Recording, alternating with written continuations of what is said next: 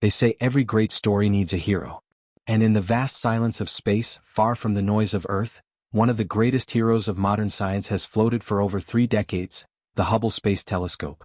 Launched in 1990, Hubble has shown humanity a window into the furthest corners of the universe. It has captured breathtaking images of galaxies, stars, nebulae, and even the birthplaces of solar systems. For many people around the world, these images weren't just beautiful, they were transformative. They inspired generations of astronomers, scientists, and dreamers alike. But like all machines, it aged. And by the early 2000s, Hubble was in trouble. Parts were failing. Instruments were dying. A decision had to be made: save it or let it go. That decision led to one of NASA's most daring missions, the final servicing mission to Hubble. Imagine the pressure. A spacecraft orbiting 560 kilometers above Earth, moving at 28,000 kilometers per hour, and astronauts being sent to repair it, by hand. This wasn't just risky. It was historic. Especially because after the tragic loss of Space Shuttle Columbia in 2003, NASA had grounded shuttle flights and was reconsidering all future missions. Sending astronauts to Hubble was now considered too dangerous. Why? Because if something went wrong, they couldn't dock at the International Space Station for safety. Hubble orbited in a different path. It was an isolated journey. A one-way trip. Either it succeeded or it became a permanent goodbye. The risk was high and many questioned whether it was worth it. But Hubble was worth it. It had given us the first clear look at galaxies billions of light years away. It helped determine the age of the universe. It showed us stars being born and dying and even gave clues about dark energy. It played a major role in identifying exoplanets and tracking cosmic events like supernovae and gamma-ray bursts. Scientists, astronomers, and the general public pleaded with NASA, "Don't let Hubble die." The telescope had become a global icon of discovery and learning. Eventually, NASA agreed. In 2006, the final mission was approved, servicing Mission 4, also known as STS-125. It would be the last time humans ever touched the Hubble Space Telescope. The crew selected for this historic mission trained harder than ever before. There were 7 astronauts on board the Space Shuttle Atlantis. The mission commander was Scott Altman, a seasoned astronaut and naval aviator. Along with him were Gregory C. Johnson, Michael Good, Megan MacArthur, John Grunsfeld, Andrew Feustel, and Michael Massimino. Each astronaut had a specific role, but Grunsfeld and Massimino stood out. Both were veteran Hubble mechanics from previous missions. This wasn't just a job for them. It was personal. They had invested years of their lives in working with Hubble. Now they had the rare opportunity to give it one final upgrade. The shuttle launched on May 11, 2009 from Kennedy Space Center in Florida. Crowds gathered to watch. After all, this was the last planned shuttle mission to Hubble, and one of the most complicated spacewalk efforts in NASA history. Within a couple of days, Atlantis caught up with Hubble in orbit. Using the shuttle's robotic arm, astronaut Megan MacArthur carefully grabbed Hubble and brought it into the shuttle's payload bay. The telescope was the size of a bus, with its gold and white body showing visible wear from decades in space. Scratches, micrometeorite damage, and the toll of time were clearly visible. Now came the hard part. Over the next 5 days, the crew performed 5 back-to-back spacewalks, totaling nearly 37 hours outside the shuttle. Each spacewalk was a test of endurance, precision, and patience. The goal wasn't just to fix Hubble, it was to upgrade it, giving it a new lease on life. First, the gyroscopes were replaced. These are essential for aiming the telescope. Without working gyroscopes, Hubble can't point at stars or galaxies. It's like trying to use a camera without being able to focus. Then came new batteries, improved thermal insulation, and data handling units. These were vital for keeping Hubble running through long nights and radiation-filled days in space. But the most critical upgrades were 2 new instruments, the Cosmic Origin Spectrograph (COS) and the Wide Field Camera 3 (WFC3). These instruments would transform Hubble's power, allowing it to see the universe in even more detail. COS would enable the telescope to study the large-scale structure of the universe and understand how galaxies and stars evolved. WFC3 expanded Hubble's vision into ultraviolet and infrared wavelengths, letting it see deeper and clearer than ever before. Installing them wasn't easy. In fact, the astronauts had to open compartments that weren't even designed to be opened in space. For example, to replace one instrument, Massimino had to remove over 100 tiny screws, all while floating in a bulky space suit, tethered to the shuttle with Earth spinning below him. Tools had to be specially designed for space use. Simple tasks on Earth became extreme challenges in orbit. Every movement required planning, and every second had to be calculated. At one point, a handrail wouldn't come off. It was stuck. Mission Control suggested aborting the repair.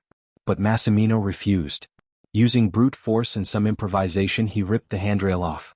It was one of the most dramatic moments of the mission, a real human versus machine standoff. And the human won. The crew also replaced the fine guidance sensor, critical for keeping Hubble steady, and repaired the advanced camera for surveys. These tools were essential for Hubble's work in astrophysics, helping pinpoint exact locations in deep space and capturing the high-resolution images that had made Hubble so famous. By the end of the fifth spacewalk, Hubble was reborn. It had better vision, better memory, and better stability. The astronauts released it back into orbit and for a moment watched it drift away, a glowing symbol of hope and discovery. The emotional weight of that moment wasn't lost on anyone. This was the final human touch. From now on, no one would ever go back to Hubble.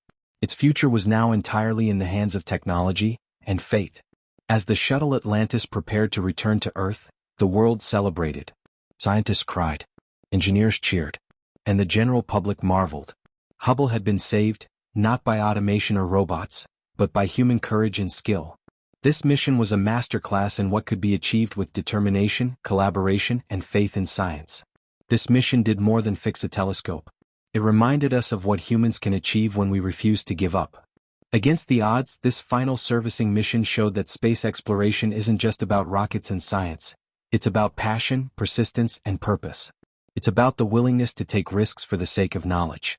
The success of STS-125 ensured that Hubble would continue to function for at least another decade, delivering insights and breakthroughs that still make headlines today. It remains a cornerstone of modern astronomy. Even more importantly, the mission showed the enduring value of human spaceflight. While robotic missions are precise and efficient, sometimes you need human adaptability and creativity to solve problems in real time. The astronauts who serviced Hubble didn't just follow instructions. They improvised, adapted, and made split-second decisions that saved the mission. They were engineers, mechanics, and pioneers in one. And their legacy lives on in every image Hubble sends back from space. As Atlantis descended back to Earth, the legacy of Hubble's final servicing mission had only just begun.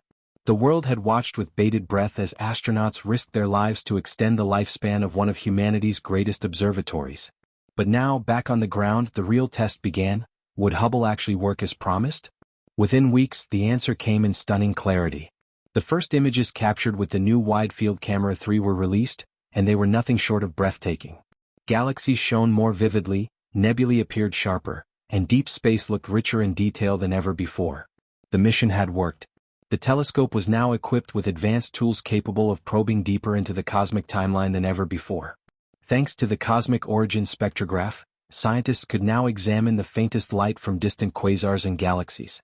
This allowed researchers to analyze the distribution of matter across the universe and understand how galaxies formed and evolved over billions of years. These observations were critical in constructing more accurate models of the universe's structure.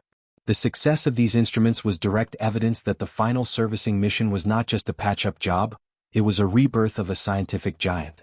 Beyond the instruments, Hubble's gyroscopes and thermal systems were performing flawlessly, maintaining the telescope's stability and temperature regulation through Earth's harsh orbital environment. With its systems revitalized, Hubble was back in full operation, orbiting the planet every 97 minutes and peering into the universe like never before. And over the next several years, it delivered. Among its many discoveries was the detailed study of exoplanet atmospheres, identifying signatures of water vapor and hinting at conditions that might support life beyond Earth. This alone sparked a surge of new missions and intensified interest in planets outside our solar system. One of Hubble's most iconic post-servicing achievements was its ultra-deep field observations. Using its upgraded camera systems, Hubble captured the faintest, most distant galaxies ever observed by humans.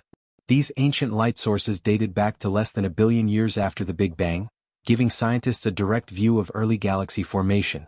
The images revealed that the early universe was far more chaotic and diverse than previously believed. Dense clusters of stars, spiral arms in formation, and even early galactic collisions could now be studied in detail. These insights fundamentally reshaped our understanding of how the cosmos evolved over time. Another groundbreaking discovery came in the form of gravitational lensing, the effect of massive celestial objects bending the light of more distant galaxies behind them.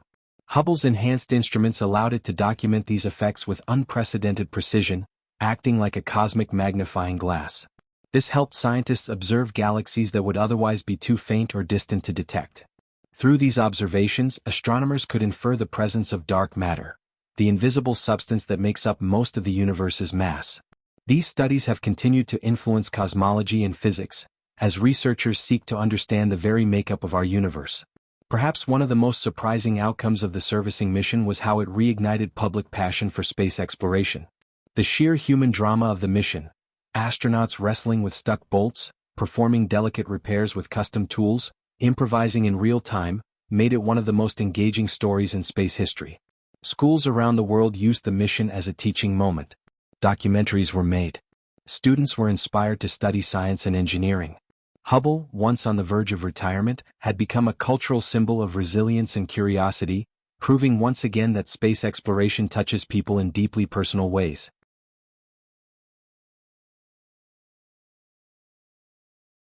The legacy of the astronauts involved in the mission cannot be overstated. John Grunsfeld, often referred to as the Hubble repairman, went on to serve as NASA's Associate Administrator for Science.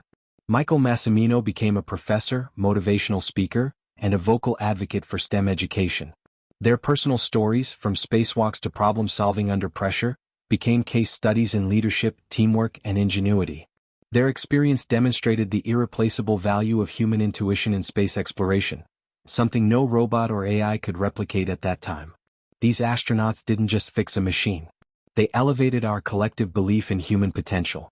As the years rolled on, Hubble continued to deliver surprises.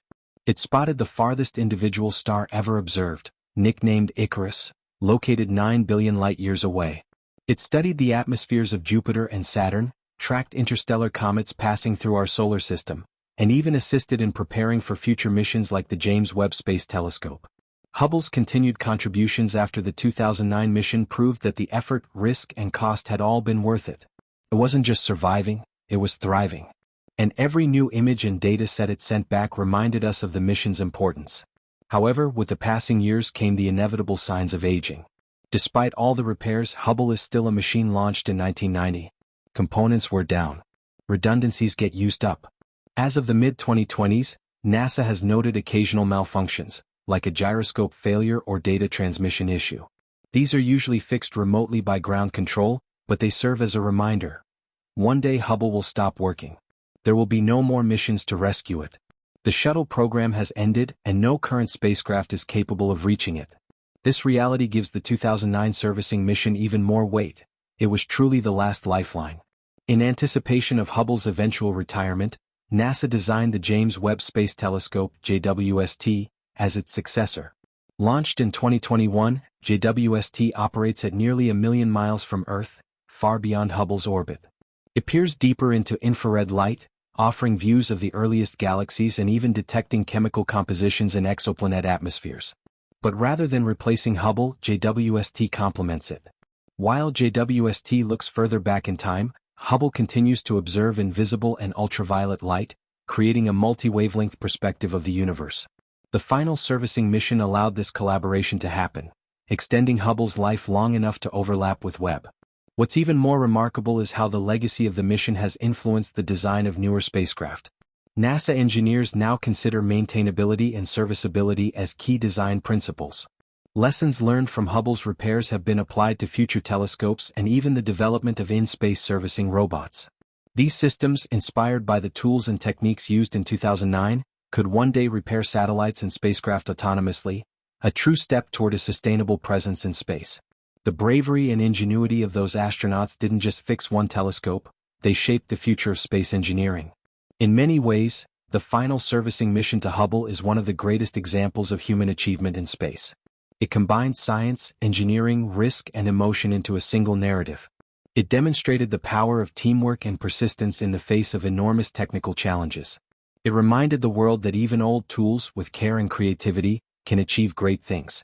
And perhaps most importantly, it re-energized our global love affair with space, science, and exploration, proving that humanity still reaches for the stars and sometimes touches them. As of today, Hubble continues to orbit Earth, its solar panels glinting in the sunlight, its lenses aimed into the void. Every 97 minutes, it circles our planet, silently capturing the light of stars and galaxies, sending it back for us to interpret. We may never touch it again, but through its images, discoveries, and the story of its rescue, Hubble continues to touch us. And in doing so, it reminds us that even in the coldest, darkest corners of space, the light of human spirit can still shine.